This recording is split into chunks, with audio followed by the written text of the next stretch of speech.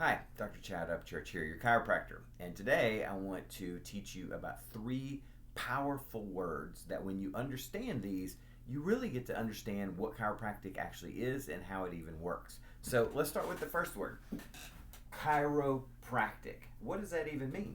Well, chiro means by hand.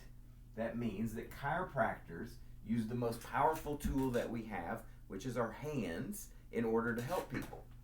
What does practic mean? Well, it's the word for practical. So we're using the practical use of our hands to influence and change the people that we work with.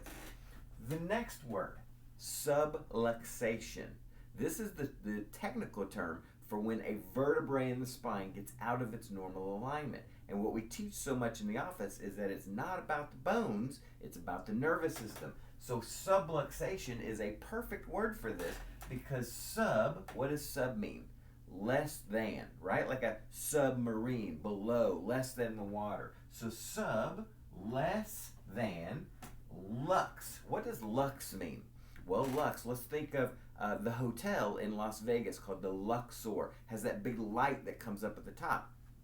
So lux means light or energy or innate light, energy.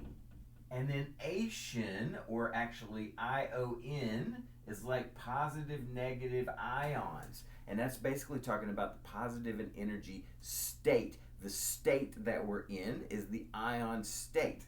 So state. So a subluxation, a misalignment of the spine, creates less light in the state of your body.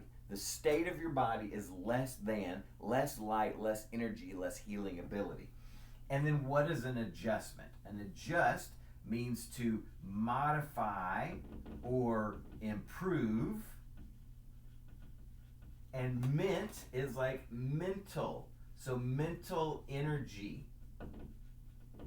So when a chiropractor uses his hands in a practical way to treat a subluxation, changing the state of our body, increasing the light and energy by using an adjustment to modify or improve the mental energy.